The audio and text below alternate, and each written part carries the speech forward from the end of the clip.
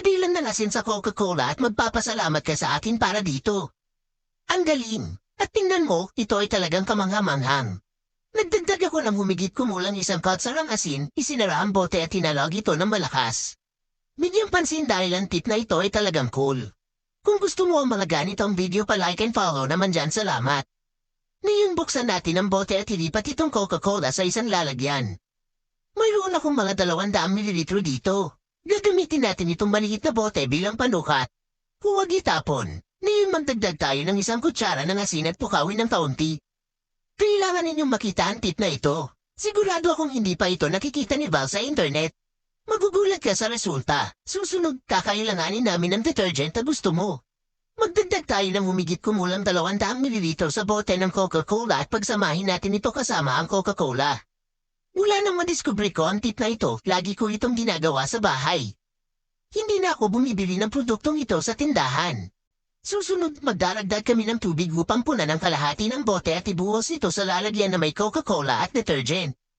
Haluin mo lang na maigi. Sigurado akong maangga ka sa resulta ng halo na ito.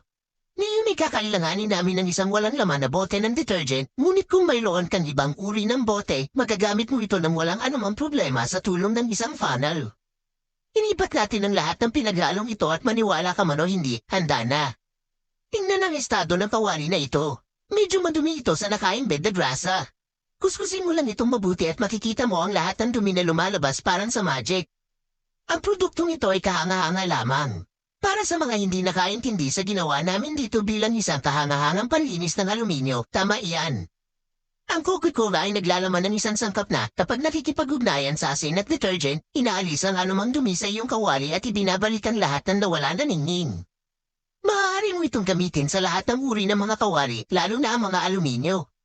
Bilang karagdagan sa paglilinis, magbibigay ito ng hindi ka pani-paniwalang kinang. Madali mong linisin ang iyong mga kawali at iiwang nagninang-nina mga ito. At tingnan ang resulta nito, mga tao. Kamangha-manghang, hindi ba? Ang produktong ito ay gagawin mas madali ang iyong araw, lalo na kung gusto mong panatilihing malinis at may kintab ang iyong mga kawali. Subukan ito sa iyong tahanan at pagkatapos ay pumunta dito at sabihin sa akin kung ano ang iniisip mo.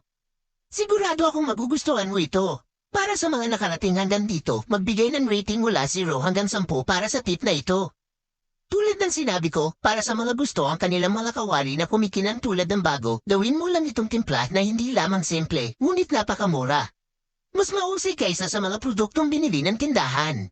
Hindi ka na muling titingin sa Coca-Cola sa parehong paraan. Iyan ang aming tip para sa araw na ito. Sana talaga nagustuhan mo. Pipirma ako dito. Ingat and God bless.